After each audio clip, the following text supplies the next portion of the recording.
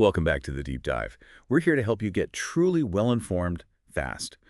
Last time, we really got into patient assessment from Chapter 16, gathering all those important pieces of information. That groundwork is crucial. Today, we're building right on top of that. We're diving deep into Chapter 17 of Fundamentals of Nursing, focusing on analysis and nursing diagnosis. And this isn't just about theory. This is where you turn data into action, have those aha moments, and see how it directly impacts patient care. We'll break it down, make it practical. Okay, so you've done the assessment, you've got the facts, the patient's story. What's the next move? How does all that information actually become, well, useful? That's the perfect question. And the answer is nursing diagnosis. It's the second step in the nursing process, right after assessment. It's where you start making sense of everything you gathered. The American Nurses Association, the ANA, defines nursing as diagnosing and treating human responses, and advocacy, of course. The key word there is diagnosing. Diagnosing human responses. Exactly. It's a clinical judgment made by an RN about how a patient is responding or maybe is vulnerable to a health condition or even a life event. It's what nurses are licensed to identify and treat. Okay, interesting. But diagnosis is a word we usually associate with doctors. Yeah. So how does a nursing diagnosis stack up against a medical diagnosis? Or this other thing, a collaborative problem? Where do the lines blur? Great point. And getting this clear is vital for teamwork and, honestly, for patient safety. Let's break it down. A medical diagnosis identifies the actual disease. Think pneumonia, diabetes mellitus, a bone fracture. That's the doctor's or advanced practice nurse's territory. They diagnose and prescribe the medical treatment for that specific disease. Right, the illness itself. Precisely. Now, a nursing diagnosis looks at the patient's response to that illness or maybe to a life situation. So the medical diagnosis might be pneumonia, but the nursing diagnoses could be things like impaired gas exchange because they're struggling to breathe, or ineffective airway clearance because of mucus. See the difference? Ah, okay. So it's about how the person is coping or reacting physiologically, psychologically. Exactly. Pathophysiologically, maybe treatment-related responses, personal factors, environment, even developmental stage nurses diagnose and treat those responses. We might reposition the patient to help breathing, teach coughing exercises, things nurses can do independently. Got it. And the third one, collaborative problems. Right, collaborative problems. These are complications that need both medical and nursing expertise. Imagine that patient with an infected leg wound. Okay. The doctor prescribes antibiotics, that's the medical piece. But the nurse is crucial too, monitoring for fever changes, providing wound care, maybe teaching hygiene. A dietitian might get involved with nutrition for healing. Everyone collaborates. So it's a team approach for specific issues. Yes. Or think about spinal cord injury. The nurse positions the patient carefully to prevent skin breakdown. That's a nursing intervention. But the physical therapist recommends specific exercises that requires their expertise. The key is knowing what nurses can manage independently, like preventing or treating early pressure injuries, versus what always needs collaboration or direct medical orders, like managing seizures or significant bleeding. That distinction makes so much sense. It really clarifies the nurse's unique diagnostic role. And thinking about that collaboration, it highlights why having a shared language is so important, right? Yeah. Imagine trying to collaborate if everyone called the same problem something different. Oh, it would be absolute chaos. That's why standardized terminology in nursing is non-negotiable. It ensures everyone, nurses, doctors, therapists, technicians, is speaking the same language. So it prevents misunderstandings. Exactly. Clear communication across disciplines, across different hospitals or clinics. It helps everyone anticipate the care plan, choose the right interventions. It underpins safe, coordinated care. So what are these standardized languages? Well, two big ones you absolutely need to know are NANDA International, that's NANDA-I, and the International Classification for Nursing Practice, or ICNP. NANDA-I. I've heard of that one. Right. It started back in '82 and now includes, I think, around 244 diagnoses. Its goal is to provide precise definitions for human responses based on evidence. It helps nurses communicate clearly, supports research by having standard terms, aids in developing nursing informatics, and helps document care for things like reimbursement. It's really the foundation. Okay. And the ICNP? That's developed by the International Council of Nurses, the ICN. It aims for a unified nursing language system that can be used globally. It uses what they call axes, or categories like focus, judgment, client, action, time. You combine terms. So you might take pain from the focus axis and chronic from the time axis to get chronic pain. Interesting. Kind of like building blocks for diagnoses. Sort of, yeah. Both systems provide that essential common ground. And importantly for our listeners, understanding and knowing how to apply these standardized terminologies It's definitely something you'll see on the NCLEX. It's foundational knowledge. Mhm. Okay, so we have this common language, but how does a nurse actually get to a diagnosis? You've got maybe pages of assessment notes, vital signs, patient comments. How do you distill all that down? Seems like a real skill. It absolutely is. It's called diagnostic reasoning. You're taking all those bits of information, the cues, and analyzing them, connecting them to the patient's overall clinical picture. So it's not just instinct. Definitely not. Your nursing knowledge is key, obviously, so is your experience, but also the environment you're working in matters. And your critical thinking attitudes, being curious, being thorough, they play a huge role. Look at figure 17.2 in your text. It lays out these influencing factors really well. Let's make it real. Take Tanya, the nurse we mentioned, caring for Mr. Lawson 3 days after surgery. She's looking at his incision. She notices a little separation between a couple of sutures, some clear yellowish drainage, serous drainage, and some redness, inflammation. Now, her knowledge tells her, okay, little inflammation, some serous drainage. That can be normal post-op. But she doesn't stop there. Right. She's curious. She gently touches the area, and Mr. Lawson says, ouch, that's sore. I think I might have pulled it, coughing. He rates his pain a 5 out of 10, which is higher than it was yesterday. She checks his temperature slightly up, 99.6 Fahrenheit. Ah, putting pieces together. Exactly. This is data clustering. She's grouping these cues. The wound separation, the drainage, the tenderness, the low-grade fever, the increased pain. She sees a pattern forming, and that pattern points towards a potential problem, risk for infection. That makes sense. Grouping the related clues.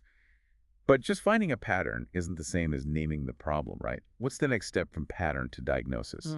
You're spot on. Finding the pattern is step 1. Data interpretation is step 2. That's where you actually put a specific label on that pattern. And it's not just picking a label that sounds right. It requires discipline. You need to compare the cluster of cues you found with the official defining characteristics or risk factors listed for a specific NANDA-I diagnosis, for example. Do Mr. Lawson's signs and symptoms match the criteria for risk for infection? So you're verifying it against the standard. Precisely. Let's take another example for Mr. Lawson. Tanya also notices he keeps asking questions. What signs of infection should I look for at home? How much can I lift? How do I take care of this incision? Okay, lots of questions. She clusters these questions together. This pattern suggests a knowledge issue. Now, she interprets this. Is it just that he is ready for enhanced knowledge? Meaning he basically knows but wants more detail? Or is his knowledge adequate? Given it's his first major surgery and the nature of his questions, Tanya interprets this pattern as lack of knowledge. He genuinely needs foundational information. And that interpretation needs to be specific to him. Absolutely. Every patient is unique. 2 patients might have similar surgeries, but their understanding, their concerns, their learning needs could be totally different. You have to individualize. Which really drives home how things like being rushed or having lots of interruptions or maybe not having the full patient history easily available, how those environmental factors can really impact your ability to interpret correctly. For sure. Accurate diagnosis needs focus and good information flow. All right, so we've assessed, clustered the data, interpreted it, and compared it to the standards. Now we have a potential diagnosis. How do we write it down clearly so everyone understands? How do we actually state the nursing diagnosis? Excellent question. Getting the statement right is crucial for communication and for guiding what we actually do for the patient. NANDA-I gives us a framework with 3 main types of diagnoses. Okay, what are they? First, there are problem-focused diagnoses. These describe a response to a health problem that's already happening. Think acute pain or impaired urination. The problem exists now. Got it. Existing problem. Second, risk nursing diagnoses. These are used when a patient doesn't have the problem yet, but they're more vulnerable to developing it than others in a similar situation. Examples are risk for fall, or, like with Mr. Lawson, risk for infection. Potential problem. Exactly. And third, health promotion nursing diagnoses.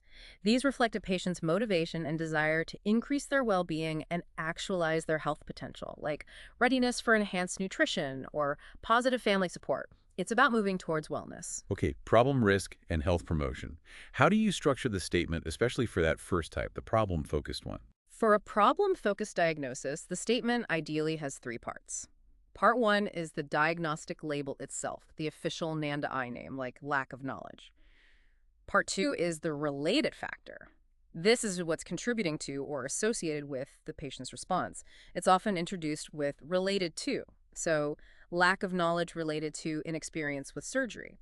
This part is super important because it guides your interventions. If someone has impaired nutrition, less than body requirements related to difficulty swallowing, your interventions will focus on swallowing right. Makes sense. The why behind the problem. Sort of, yes, the contributing factor. And part three, which is often optional but really recommended, is adding the major assessment findings, the specific cues from your assessment that support the diagnosis. You usually phrase this as evidenced by, or AEB. Oh, the proof. Exactly, it backs up your judgment. So putting it all together for Mr. Lawson's knowledge issue. Lack of knowledge regarding postoperative care related to inexperience with surgery, as evidenced by frequent queries about postoperative routines. That's crystal clear. Label-related factor evidence. Precisely. It tells the whole story concisely.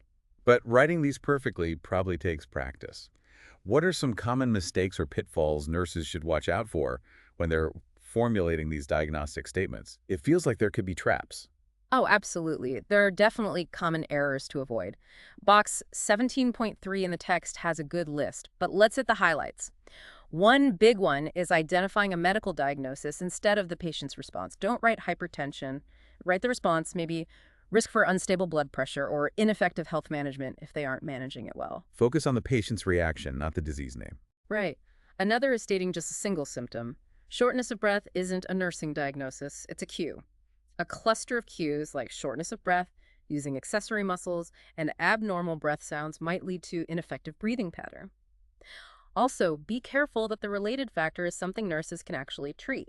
Saying impaired physical mobility related to fractured hip isn't quite right because nurses don't fix the fracture, but impaired physical mobility related to pain from hip fracture works because nurses can treat the pain, which then improves mobility. Okay, focus on treatable contributing factors. Yes, avoid focusing on the treatment or test itself rather than the patient's response to it. Instead of anxiety related to cardiac catheterization, maybe it's anxiety related to situational crisis or lack of knowledge related to diagnostic testing. Makes sense. What else? Don't identify the nurse's problem like difficulty managing patient's IV site related to poor veins. That's your challenge. Focus on the patient.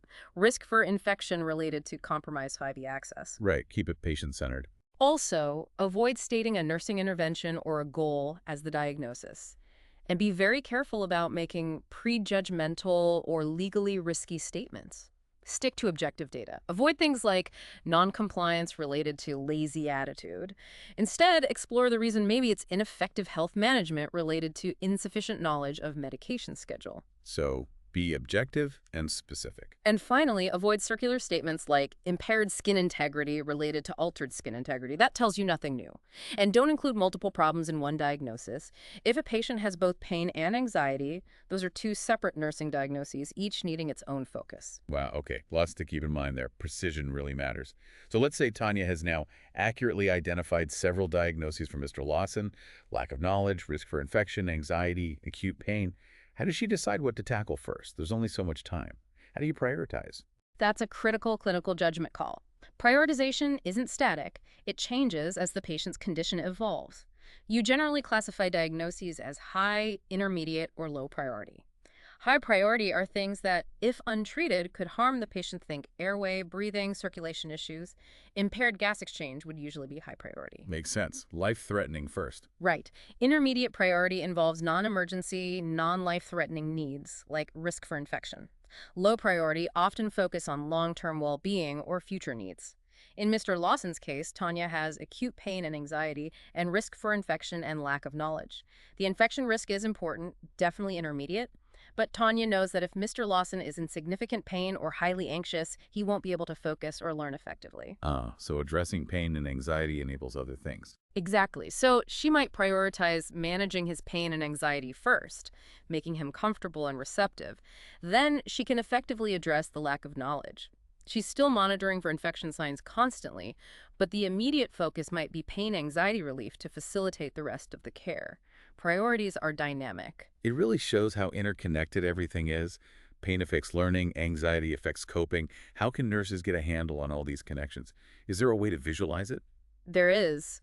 A really helpful tool is concept mapping. Your text has a great example in Figure 17.6. Concept mapping, like a mind map. Sort of, yes, but specifically for patient care. It's a visual diagram that links a patient's main health problems with all their related nursing diagnoses, assessment findings, and even planned interventions. You put the main medical diagnosis or issue in the center, and then you branch out with the nursing diagnoses, connecting them with lines that show relationships. It helps you see the whole picture, how one problem influences another. It really promotes that holistic, patient-centered view. That sounds incredibly useful for complex patients. It really is. It helps organize your thinking. Okay, one last crucial area. We talked about accuracy, prioritization. But how do we make sure our nursing diagnoses are culturally sensitive and appropriate for the individual patient's background? That is so important. Cultural relevance in diagnosis is key. You have to actively consider the patient's culture, their ethnicity, values, beliefs, language, health practices when you're analyzing data and formulating diagnoses. How might that play out? Well, take a diagnosis like impaired parenting. You need to be incredibly careful not to impose your own cultural norms about parenting onto the patient. What looks like impaired parenting in one culture might be perfectly normal and supportive in another. Or consider conflicting caregiver attitude. Is it truly conflict, or is it a reflection of cultural beliefs about family roles or end-of-life care that you might not initially understand? So avoiding assumptions is critical. Yep. Absolutely. You need to avoid cultural bias. The best way is through open, respectful communication. Ask questions like, how has this health problem affected you and your family? What do you believe will help fix it? What worries you the most? Are there cultural practices related to health that are important to you?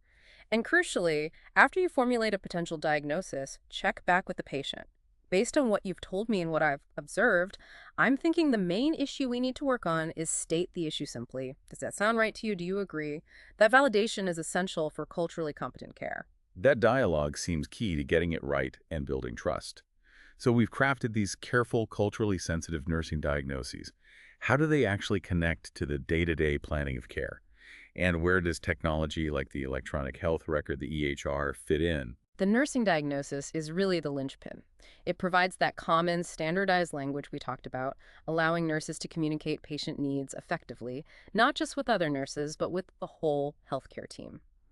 Critically, the diagnosis directly drives the planning stage of the nursing process. It points you toward appropriate goals and outcomes for the patient and helps you select the specific nursing interventions needed to achieve those outcomes. There are even classification systems for interventions, NIC, and outcomes, NOC, that link directly to NANDA-IA diagnoses. So the diagnosis tells you what needs fixing, and that leads to how you'll fix it. Essentially, yes. It forms the basis for the care plan. It's your roadmap, and it also demonstrates accountability. You've identified a problem, and you're outlining how you'll address it. And the EHR's role in this. EHRs are huge. They use standardized nursing diagnoses within their systems. This promotes consistent documentation, helps ensure continuity of care as patients move between units or facilities, and contributes to patient safety and quality measurement. Many EHRs are pretty sophisticated now. They can help organize assessment data, flag potential patterns, suggest relevant nursing diagnoses based on the data entered, and even link those diagnoses to suggested outcomes and interventions from NIC and NOC. Sounds efficient. It can be. However, EHRs aren't perfect. Sometimes information flow can be a challenge. You might see variations in how thoroughly different nurses document, making it hard to get a complete picture.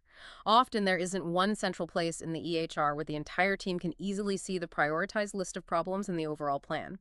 Interdisciplinary communication within the EHR itself can sometimes be limited. So technology helps, but it doesn't replace good communication practices.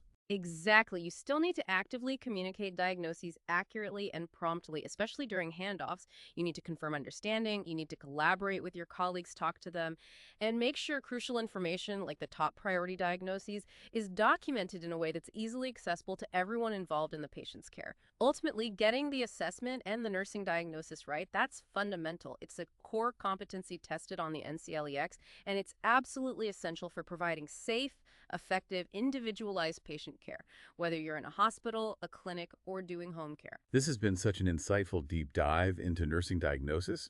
We really unpacked it from understanding the core concept and how it differs from a medical diagnosis to the importance of standardized language like NANDA-I and ICNP. We explored that critical thinking process, clustering cues, interpreting patterns, using examples like Mr. Lawson, and we covered how to actually write the diagnostic statements, the different types, and those common errors to steer clear of. Plus, we looked at prioritization, visualizing care with concept maps, ensuring cultural relevance, and how diagnosis integrates into care planning and EHRs. Understanding this process truly empowers you. It's not just memorizing terms. It's about applying knowledge to see the whole patient and plan effective care. So here's a thought to take with you. How can mastering the art of nursing diagnosis sharpen your ability to advocate for your patients, not just for their disease, but for their unique individual human responses to whatever they're going through? How can it make you a stronger voice for their needs? That wraps up our deep dive for today. From all of us here at the Last Minute Lecture team, thank you for being part of our learning community. Keep diving deep.